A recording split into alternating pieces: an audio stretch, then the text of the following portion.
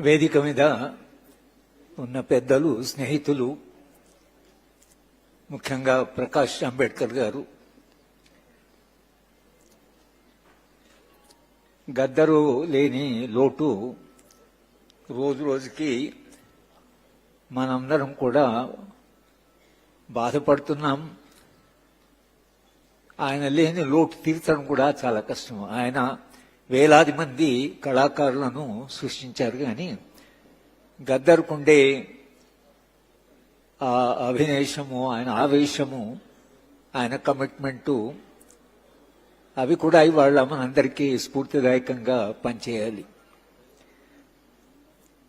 గద్దరు చనిపోయే ముందు, దాదాపు 2 నెలల ముందు, రాత్రి 8 గంటలకి నాకు ఫోన్ చేశాడు. అన్న, పరిస్థితి బాలేదు, మన ఇద్దరం కలిసి రాష్ట్రమంతా తిరుగుదాం, నీది మాట నాది పాట.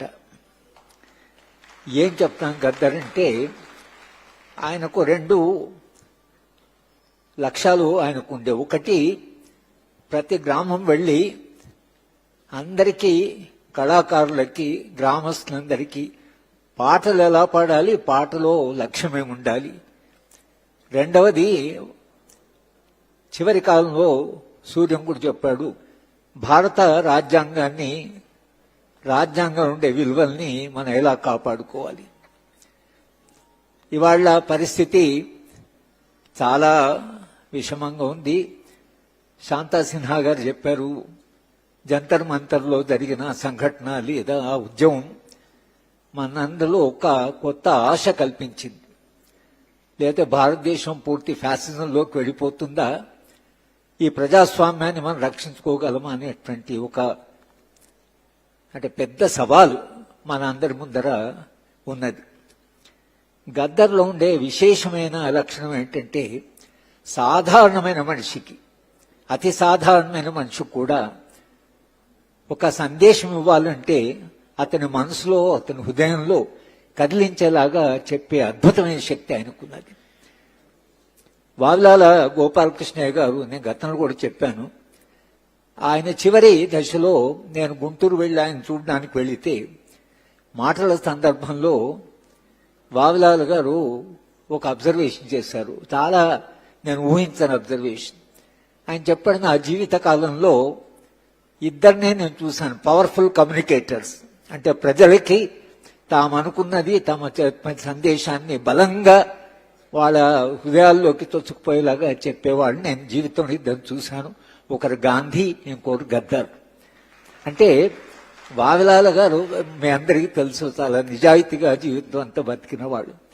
వావిలాల గారు లాంటి వాళ్ళ దగ్గర నుంచి సాధారణమైన వాళ్ళందరికీ కూడా ఆయన హృదయంలోకి తొచ్చుకుపోయి చెప్పగలిగిన శక్తి, ఒక అద్భుతమైన శక్తి గద్దర్కు ఉండేది. ఆయన వాళ్ళు ఉంటే ఈ భారత రాజ్యాంగాన్ని కాపాడుకోనికి, రాజ్యాంగ విశ్వాసాన్ని, విలువల్ని కాపాడుకోనికని చాలా కష్టపడేవాడు. మా అందరిని కూడా తన వెనుక వేసుకొని తిరిగేవాడు. అంటే ఈ కమిట్మెంట్ ఏదైతుందో, ఇవాళ మనం గద్దర్ను, ఆయన జ్ఞాపకాన్ని, ఆయన స్ఫూర్తిని జ్ఞాపకం చేసి వాళ్ళు చాలా మంది కళాకారులను చూసాము, అద్భుతంగా పాటలు పాడేవాళ్ళు. మనందరము చేయవలసిన పని ఏమిటి? ఒక వ్యక్తిని గౌరవించడము, వ్యక్తిని గుర్తుంచుకోవడం. అంటే వ్యక్తి మన మధ్యన లేడు భౌతికంగా, కానీ వ్యక్తి విశ్వాసాలు, వ్యక్తి విలువలు, వ్యక్తి వదిలిపెట్టినటువంటి వారసత్వం ఏదైతుందో అది సమాజాన్ని ముందుకు నడిపిస్తుంటది. మానవ నాగరికత ఎప్పుడైనా ఏ మనిషి తన త్యాగాన్ని చేశాడో ఆ త్యాగం వెనుకుండే విశ్వాసాలు, అది సోక్రటీస్, స్పార్టకస్ దగ్గర నుంచి మానవ నాగరికతను ముందుకు నడిపిస్తున్నది. ఈ మానవ సమాజం ముందుకు పోవాలి, ఈ నాగరికత నిలుపుకోవాలి, ఈ విశ్వాసాలను నిలుపుకోవాలి అన్నప్పుడు వాళ్ళని గుర్తు చేసుకుంటే వాళ్ళ విశ్వాసాలను గుర్తు చేసుకో, వాళ్ళ విలువలను గుర్తు చేసుకుంటాం. గద్దర్ని వాళ్ళ మనము గౌరవించి ఇంత పెద్ద ఎత్తున గద్దర్ ఫౌండేషన్ ఒకటి పెట్టాలని సూర్యం అది చాలా కాలంగా ఆయన మాట్లాడుతున్నాడు.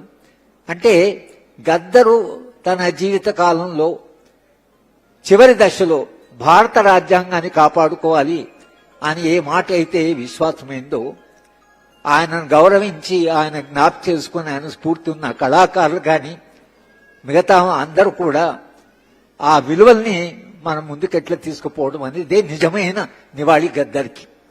కనుక వాళ్ళ గద్దరును మనం అందరము గౌరవించడం అంటే భారత రాజ్యాంగాన్ని, రాజ్యాంగ విశ్వాసాన్ని, దాని కొరకు మనం ఏ పాత్ర నిర్వహించగలమో మన శక్తి మేరకు మనము ఆ విలువల్ని కాపాడుకోవడమే నిజంగా గద్దరు ఒక ప్రజాస్వామ్యవాది, ఒక విప్లవకారుడు, ఆయన ఒక అద్భుతమైనటువంటి కళాకారుడు, ఒక మంచి మనిషి కూడా. అమాయకత్వం ఉండేది గద్దర్లో. అప్పుడప్పుడు ఆయనతో మా ఇంటికి వచ్చేవాడు, కొన్నిసార్లు గంటల తరబడి ఉండేవాడు, ఏడ్చేవాడు, ఒక్కొక్కసారి చిన్న పిల్లవాడిలాగా ఏడ్చేవాడు.